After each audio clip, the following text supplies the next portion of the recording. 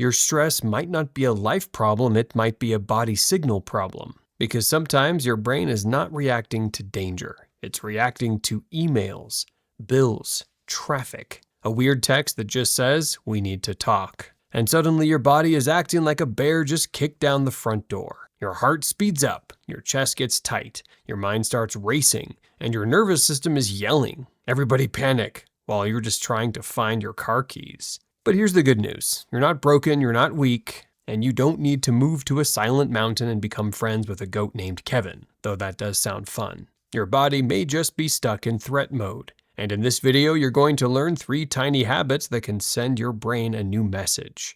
You're safe now. By the end, you will have a simple 24-hour challenge you can test today, even if your life is currently being held together by coffee, snacks, and pretending you are fine. Before we fix the stress signal, we need to understand what your body thinks is happening. Stress hormones are not evil. They're not tiny villains running around your bloodstream wearing little capes. They're actually there to help you survive. When your brain senses threat, pressure, or uncertainty, it tells the body, "Get ready." Your body releases stress chemicals that help you move fast, think fast, and react fast. That's great if there's a real emergency, but here's where modern life gets weird. Your body uses an ancient survival system in a modern world. So your nervous system may react to your inbox like it's a tiger. It may react to your bank account like it's a bear. It may react to your phone buzzing like it's a small explosion in your pants. And the body does not always know the difference between real danger and mental danger. A thought can become a signal can become a feeling can become a whole mood. And now you're walking around Target like a stressed out detective trying to remember why you came in, while your brain is building a 12-part documentary called "Everything is Going Wrong." This is why just saying "be positive" does not always work, because your body does not need a motivational poster. It needs safety signals. It needs proof. It needs you to show it through your breath, movement, attention, and environment that the emergency is over. That's the big shift. Stress relief is not just thinking better thoughts. It's training your body to stop acting like every Tuesday is a survival event. And the first habit starts with the fastest signal you can control, your breath. Here's the first tiny habit. Do a 60-second breathing reset. Not a 45-minute monk routine. Not a spiritual ceremony with candles, flutes, and a robe you bought online. Just 60 seconds, because your breath is like the remote control for your nervous system. When you breathe fast and shallow, your body hears danger. When you breathe slow, especially with a long exhale, your body hears, "Okay, we might not die in this grocery store." The simplest version is this. Take a deep inhale through your nose, then slowly exhale through your mouth, like you're fogging up a mirror. Do that 3 to 5 times. This is sometimes called a psychological sigh. But we can call it the "please calm down before I answer this email" breath. Here's why it works. When you're stressed, your breathing gets tight. Your body is trying to prepare you for action. But when you slow your exhale, you're sending the opposite message. You're telling your body, the threat is not here right now. This doesn't magically solve your taxes. It doesn't make your boss suddenly develop emotional intelligence. It does not make your kids say, "We shall now clean our rooms peacefully." But it does create a gap.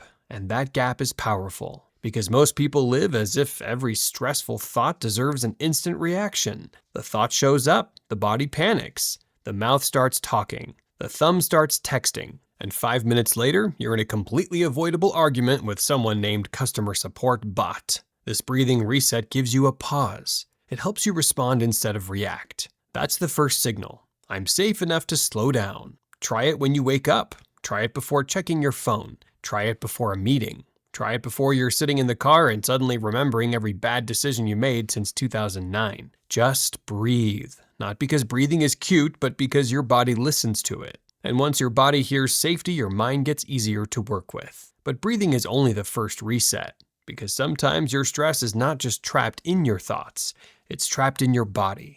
So the next habit gets you moving. Habit number 2 is a 10-minute outdoor walk. Not a power walk where you look like you're late for a court hearing. Not a workout where you punish yourself for eating bread. Just a normal walk, outside, with light, with air, with your body moving. This is one of the most underrated stress resets on Earth, because stress tells the body, get ready to move. But then modern humans do something strange. We get stressed and then sit completely still. We sit in chairs. We sit in cars. We sit on couches. The body built energy for movement, but we trap it inside.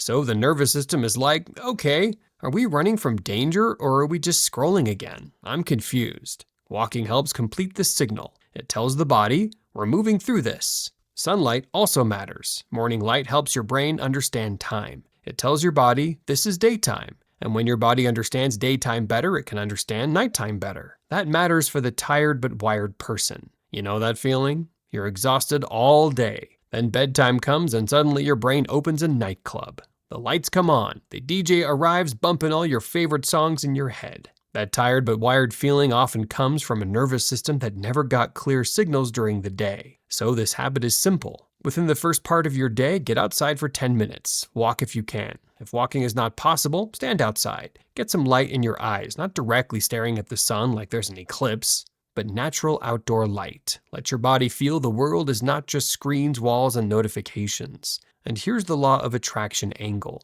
Your emotional state becomes the channel you broadcast from. If you start the day in panic, you often notice more panic. If you start the day with regulation, you begin seeing options. Same world, different signal. It's like tuning a radio. One station is static, fear and imaginary arguments. The other station is clarity, energy, and, okay, I can handle this. A 10-minute walk is not just movement, it is a pattern interrupt.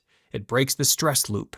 It gives your brain new input, and sometimes that is all the mind needs to stop screaming. Not a perfect life, just a new signal. But there's one more habit, and this one may be the sneakiest, because even if you breathe, even if you walk, you can accidentally throw your nervous system right back into chaos with one little rectangle, your phone. Habit number 3 is this. Remove one overstimulation habit and replace it with one calming cue. Do not try to change your whole life. That's how people make a 47-step morning routine. Pick one overstimulation habit, just one. The easiest one, doom scrolling first thing in the morning or right before bed, because your brain is very sensitive during those moments. When you first wake up, your mind is like wet cement. Whatever you put in there starts shaping the day. So, if the first thing you feed your brain is bad news, comparison, drama, and someone online yelling about AI, your nervous system wakes up and says, oh, cool. So today we're fighting the entire internet. And at night, doom scrolling can keep your brain in alert mode. You're trying to sleep, but your mind is still processing videos, comments, messages, news, and drama. Too much stimulation tells the brain, stay on. And if the brain stays on, the body stays ready. That's the opposite of safety. So here's the habit. Choose one phone danger zone, morning or night. Then replace it with a calming cue, not just stop scrolling, that usually fails. Because the brain hates empty space, you have to give it a replacement. Try this. Before your phone, take 3 slow breaths. Before your phone, drink water. Before your phone, step outside. Before your phone, write one sentence. Today my body is safe enough to slow the heck down. Or at night, put the phone across the room. Dim the lights. Stretch for 1 minute. Take 5 slow breaths. Tell your brain, nothing needs to be solved right this second.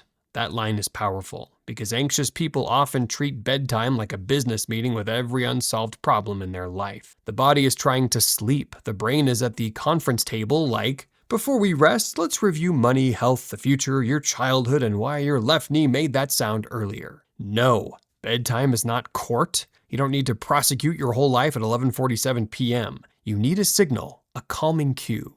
Something repeated so often that your body starts to understand. When this happens, we slow down. This is how you retrain your frequency, not by forcing fake happiness, not by pretending stress does not exist, but by repeatedly telling your body, I am not available for panic as my default setting. This is the identity shift. You're not a stressed person trying to become calm. You're a regulated person learning to stop feeding old alarms. Big difference. Because when you identify as stressed, every problem becomes proof. But when you identify as someone learning regulation, every breath becomes practice, every walk becomes a vote, every phone boundary becomes a signal, and slowly your body starts trusting you again. So here's the 24-hour challenge. For one day, do these 3 things. First, when stress hits, take 3 physiological sighs. Big inhale, tiny second inhale, long, slow exhale. Second, take a 10-minute outdoor walk. No podcast needed, no productivity badge. Just walk and enjoy the present moment you're in. Third, remove one phone spike, morning or night. Replace it with one calming cue. Breath, water, light, stretching, one sentence. That's it. No life overhaul, no giant routine. No new year, new me speech while your old habits are hiding in the bushes laughing at you. Just 24 hours of sending your body better signals. Because your nervous system does not need you to be perfect, it needs you to be consistent enough to believe you. And when your body starts feeling safe, your thoughts change, your choices change, your energy changes, your frequency changes. You stop walking through life like everything is chasing you, and you start moving like someone who remembers, I can handle this moment. Not tomorrow, not the whole year, this moment. That's how you reset, one signal at a time. Now, go try it before your brain schedules another emergency meeting.